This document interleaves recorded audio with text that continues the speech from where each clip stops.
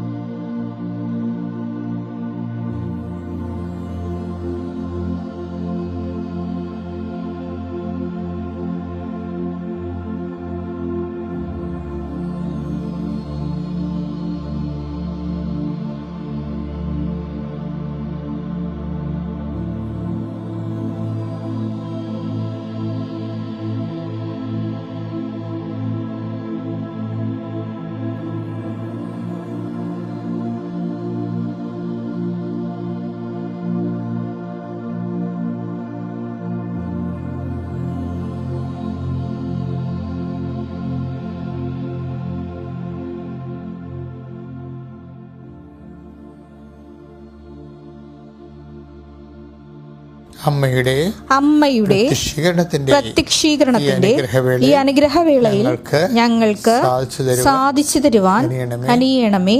ആമേൻ. വിശ്വാസ പ്രമാണം. സർവശക്തനായ പിതാവും ആകാശത്തിന്റെയും ഭൂമിയുടെയും സൃഷ്ടാവുമായ ദൈവത്തിൽ ഞാൻ വിശ്വസിക്കുന്നു. അവിടുത്തെ ഏകപുത്രനും ഞങ്ങളുടെ കർത്താവുമായ ഈശോമിശിഹായിലും ഞാൻ വിശ്വസിക്കുന്നു. ഈ പുത്രൻ പരിശുദ്ധാത്മാവിനാൽ ഗർഭസ്ഥനായി കന്യകാമറിയത്തിൽ നിന്ന് പിറന്ന് പൊന്തിയോസ് പീലാത്തോസിന്റെ കാലത്ത് പീഡകൾ സഹിച്ച് കുരിശിൽ തറയ്ക്കപ്പെട്ട് മരിച്ച് അടക്കപ്പെട്ട് പാതാളങ്ങളിൽ ഇറങ്ങി മരിച്ചവരുടെ ഇടയിൽ നിന്ന് 3-ാം നാൾ ഉയർത്ത് സ്വർഗത്തിലേക്ക് എഴുന്നള്ളി സർവശക്തിയുള്ള പിതാവായ ദൈവത്തിന്റെ വലതുഭാഗത്തിരിക്കുന്നു. അവിടെ നിന്ന് ജീവിക്കുന്നവരെയും മരിച്ചവരെയും വിധിക്കുവാൻ വരുമെന്നും ഞാൻ വിശ്വസിക്കുന്നു. പരിശുദ്ധാത്മാവിലും ഞാൻ വിശ്വസിക്കുന്നു. വിശുദ്ധ കത്തോലിക്കാ സഭയിലും പുണ്യവാന്മാരുടെ ഐക്യത്തിലും പാപങ്ങളുടെ മോചനത്തിലും ശരീരത്തിന്റെ ഉയർപ്പിലും നിത്യമായ ജീവിതത്തിലും ഞാൻ വിശ്വസിക്കുന്നു. ആമേൻ. സുഖസ്ഥനായ ഞങ്ങളുടെ പിതാവേ, അങ്ങയുടെ നാമം പൂജിതമാകണമേ. അങ്ങയുടെ രാജ്യം വരണമേ. അങ്ങയുടെ തിരുമനസ് സ്വർഗത്തിലെ പോലെ ഭൂമിയിലും ആകണമേ. അന്നു വേണ്ടുന്ന ആഹാരം ഇന്ന് ഞങ്ങൾക്ക് തരണമേ. ഞങ്ങളോട് തെറ്റ് ചെയ്യുന്നവരോട് ഞങ്ങൾ ക്ഷമിക്കുന്നത് പോലെ ഞങ്ങളുടെ തെറ്റുകൾ ഞങ്ങളോടും ക്ഷമിക്കണമേ. ഞങ്ങളെ പ്രലോഭനത്തിൽ ഉൾപ്പെടുത്തരുതേ, തിന്മയിൽ ഞങ്ങൾ രക്ഷിക്കണമേ. ആമേൻ. നന്മ നിറഞ്ഞ മറിയമേ, സ്വസ്തി. കർത്താവ് അങ്ങയുടെ കൂടെ സ്ത്രീകളിൽ അങ്ങ് അനുഗ്രഹിക്കപ്പെട്ടവളാകുന്നു. അങ്ങയുടെ ഉദരത്തിൻ ഫലമായി ഈശോ അനുഗ്രഹിക്കപ്പെട്ടവനാകുന്നു. പരിശുദ്ധ മറിയമേ, തമ്പുരാന്റെ അമ്മേ, പാപികളായ ഞങ്ങൾക്ക് വേണ്ടി ഇപ്പോഴും ഞങ്ങളുടെ മരണസമയത്തും തമ്പുരാനോട് അപേക്ഷിക്കണമേ. ആമേൻ. കർത്താവിന്റെ ഉന്നതമായ നാമത്തിന് സ്തോത്രം ചെയ്യുന്നു. കർത്താവിന്റെ വിശുദ്ധ പൗരോഹിത്യത്തെ മഹത്വപ്പെടുത്തണമേ. കർത്താവ് സഭയിലുള്ള സാന്നിധ്യം പ്രകടമാക്കണമേ. 39 കൊല്ലം ഞാൻ അർപ്പിച്ച കൃപാനയുടെ യോഗ്യതയാൽ കൃപാസാൽത്താരെ ജീവനോടെ പ്രത്യക്ഷപ്പെട്ട പരിശുദ്ധ അമ്മയുടെ പ്രത്യക്ഷീകരണത്തിൻ്റെ അടിസ്ഥാനത്തിൽ കൃപാസാൽത്താർ നടന്നിട്ടുള്ള 10,000-കണക്കിന് ആരാധന കൃപാസന അഖണ്ഡ ലക്ഷങ്ങൾ പങ്കെടുത്ത് പ്രാർത്ഥിച്ച അഖണ്ഡ ജപമാരുടെ ശക്തിയാൽ ഞാൻ അങ്ങയുടെ ജനത്തെ ആശീർവദിക്കുന്നു. ഈ പ്രഭാതത്തിലെ ആരെല്ലാം മനസ്സ് തളർന്നിട്ടുണ്ടോ അവർക്കെല്ലാം ഈ ആശീർവാദം അവരെ ബലപ്പെടുത്തണമെന്ന് പ്രാർത്ഥിക്കുന്നു. ആരുടെ ശരീരം രോഗങ്ങൾ കൊണ്ട് തളർന്നിട്ടുണ്ടോ അവരെല്ലാം ഈ ആശീർവാദം ശരീരത്തെ ബലപ്പെടുത്തണമെന്ന് പ്രാർത്ഥിക്കുന്നു.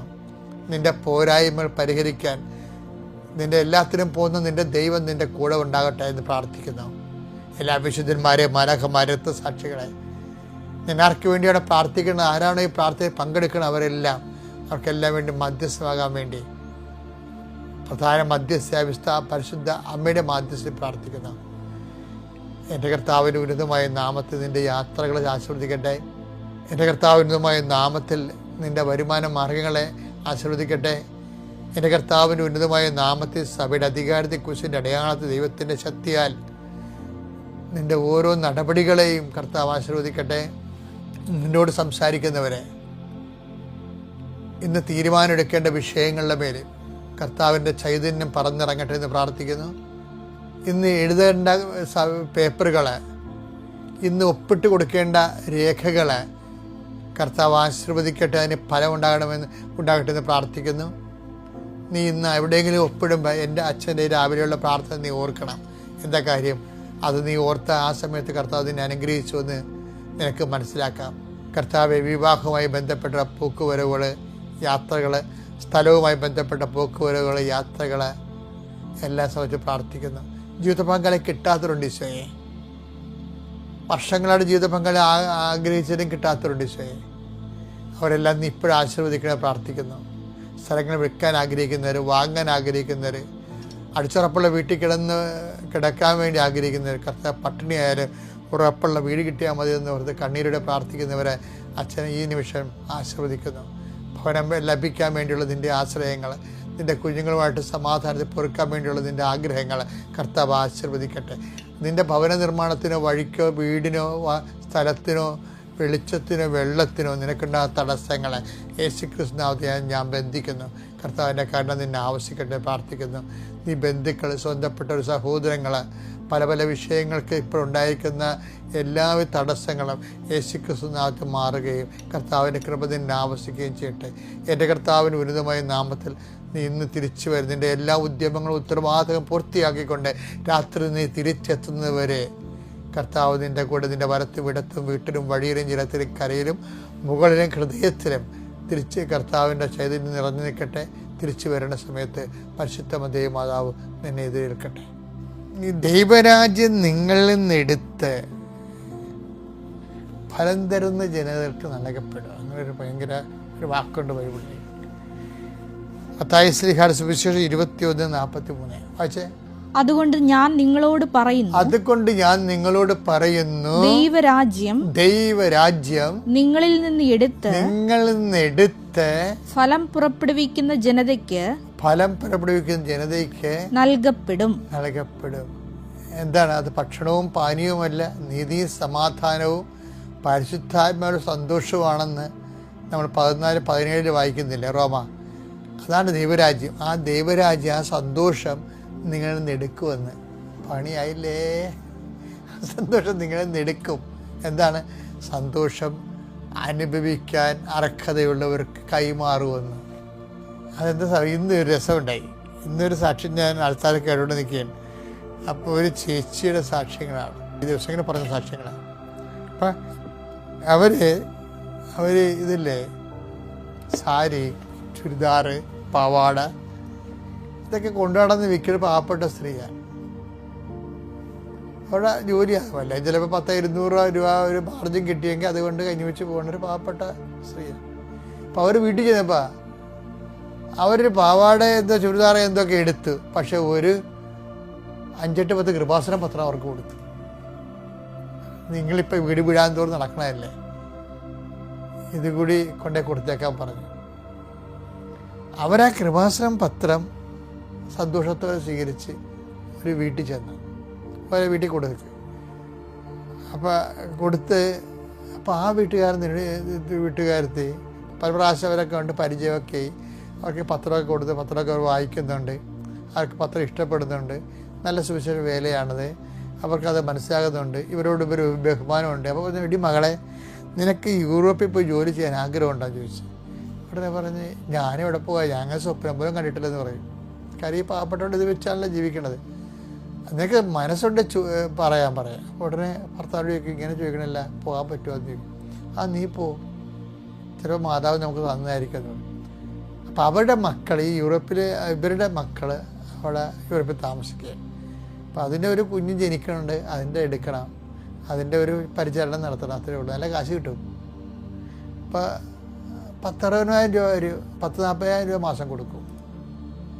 അപ്പോൾ അത് ഇവരെ എല്ലാ ചിലവും കഴിഞ്ഞാലേ കൊടുക്കട്ടെ. അപ്പോൾ അവർക്ക് അവരുടെ ഇത് ഈ ചുരിദാർ വിട്ട് അത്രയും കാശ് കിട്ടത്തില്ല.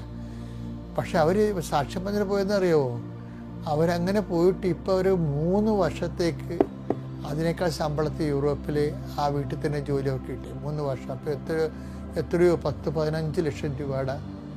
അപ്പോൾ അവരുടെ കടങ്ങൾ, അവർക്ക് 18 ലക്ഷം രൂപ കടമുണ്ടായിരുന്നു. അപ്പോൾ ഇവർ ഇങ്ങനെ ഒരു സംഭവം വന്നപ്പോൾ അവർ വന്ന് ഉടമ്പടി എടുത്ത്. കാര്യം ഇങ്ങനെ ഒരു ഓഫർ വന്നപ്പോൾ അവർക്ക് കൃപാസന താൻ ഉടമ്പടി എടുക്കാതെ തന്നെ കൊടുക്കണ പത്രത്തിൽ നിന്ന് പോലും ഇത്രയും അനുഗ്രഹമാണ് കിട്ടണമെന്നുണ്ടെങ്കിൽ ദൈവത്തിന് വേണ്ടി വേല ചെയ്ത ദൈവം നമ്മുടെ കാക്കുമല്ല. ഞാൻ നിങ്ങളോട് എല്ലാത്തിനെ ഇപ്പോൾ പറയാൻ കാര്യം അറിയാമോ, ഞാനിപ്പോൾ ഓർക്കണത് ആ പത്രം ഇവർക്ക് കൊടുത്തില്ലേ, ഉടമ്പടി എടുത്തിട്ട് പോയ കക്ഷി കൊടുത്തതാണേ. അവർക്ക് ആ പത്രം മറ്റ് വീടുകളിൽ കൊണ്ടുപോയി കൊടുക്കണത് അവർക്കതിന് സമയമില്ല, അല്ലെങ്കിൽ അവർക്കതിന് നാണക്കേട്. അപ്പോൾ എന്ത് പറ്റും, അവർക്ക് കിട്ടാനുള്ള അനുഗ്രഹമാണ് ഇപ്പോൾ ഇവർക്ക് കിട്ടിയിരിക്കുന്നത്. അതാണ് കർത്താവ് പറഞ്ഞത്, ദൈവരാജ്യം നിങ്ങളിൽ നിന്ന് എടുത്ത് ഫലം തരുന്ന ജനങ്ങൾക്ക് നൽകപ്പെടും. അങ്ങ് അബദ്ധം സംഭവിക്കുന്നത് കേട്ടാ.